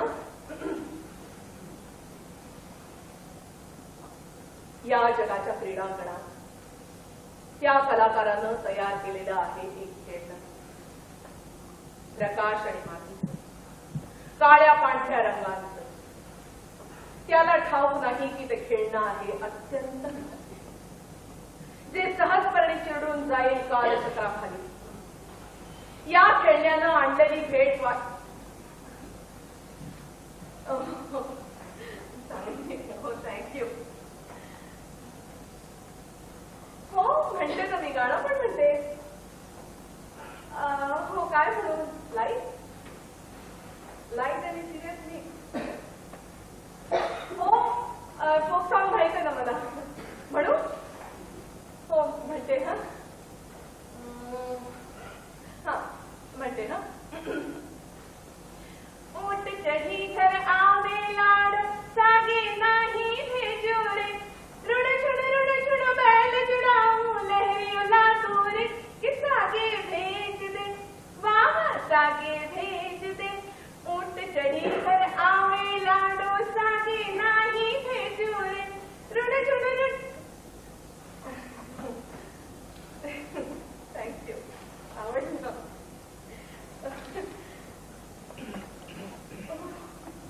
भेटूया म्हणता. हो कुठे? मेट्रो जवळ. आज संध्याकाळी. पण मेट्रो जवळ का? उद्या सकाळी तुमच्या घरी किंवा तुमच्या ऑफिसमध्ये उद्या.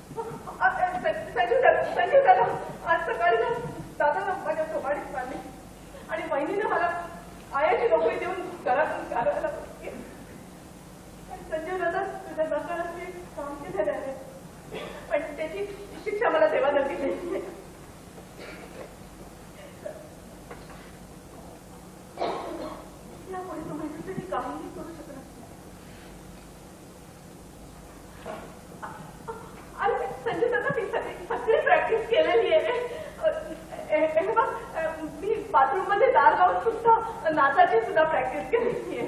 आता नाही गडबडणार ती. त्यांना दुसरी मुलगी मिळाली.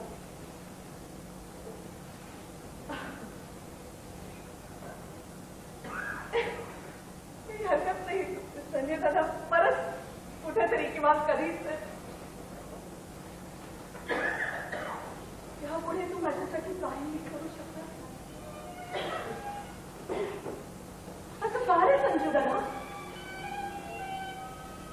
अरे पण मी तुझ्या धाकट्या बहिणीसारखी आहे ना.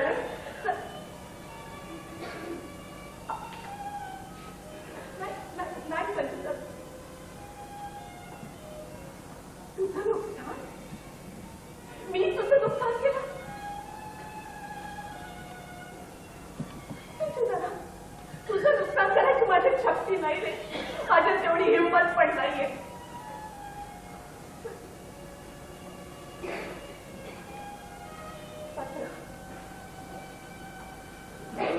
पत्र तू पाहिली, वाचलीस पण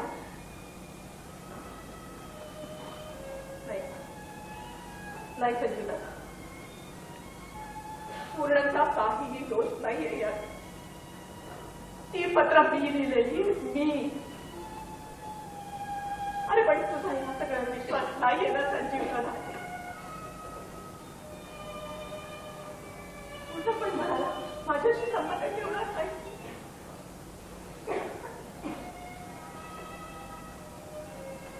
संजू दादा, माझा पूर्ण प्रयत्न आहे. मी पूर्णशिवाय जगू शकणार नाही. तो पण माझ्याशिवाय जगू शकणार नाही संजय. संजय दादा,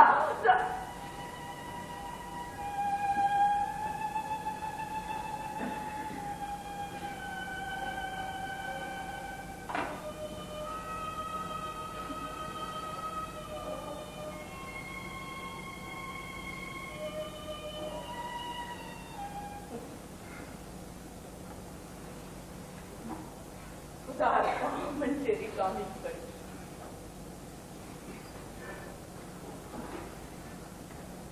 तू सुद्धा एक रिकामी कळशी आहे संजीव दादा.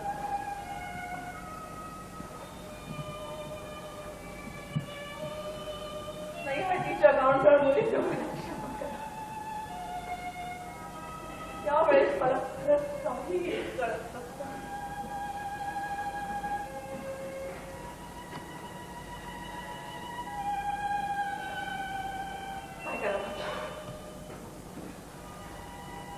मेट्रो जवळ जावा. तुझे 6 वाजलेले नाहीये. मेट्रो जवळ जाता येईल अजून. काय नंबर सांगितला होता त्याने?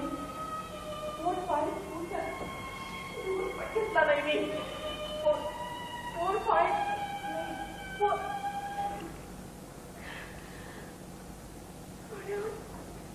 तुझ्याच गाड्यात धडधडतात.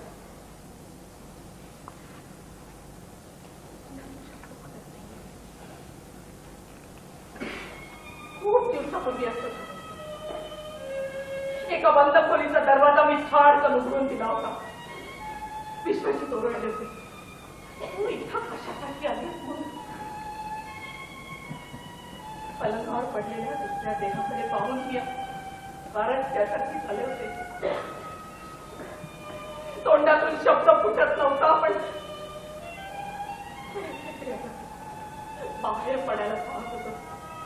सगळी शक्ती एकवटून मी ओरडले, तुमची मामी तुमच्या जवळ का म्हणून झोपलीये? एक खरंय सर, एक खरंय.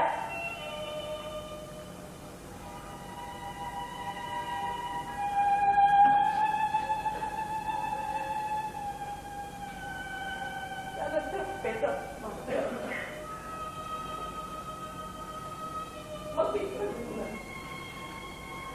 काय करावं सुचत नव्हतं. पुढे भानुमती आली. हम मुलूक जात आहे. हा पत्ता ठेव, खत पाठवूनच येईल. जज्जाला सांगेन ये झूठी शादी रद्द करो. आपला भगवान नाही सोडला. जड्जला सांगेन ही झुटी शादी रद्द करो. मला सगळं माहित आहे बेटी, सगळं माहित आहे. पण काहीही झालं तरी बेइज्जती सहन नको करू.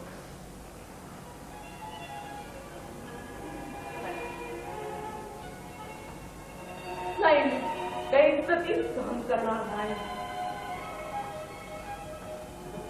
मी मेट्रो जवळही जाणार नाही. मी अपराजिता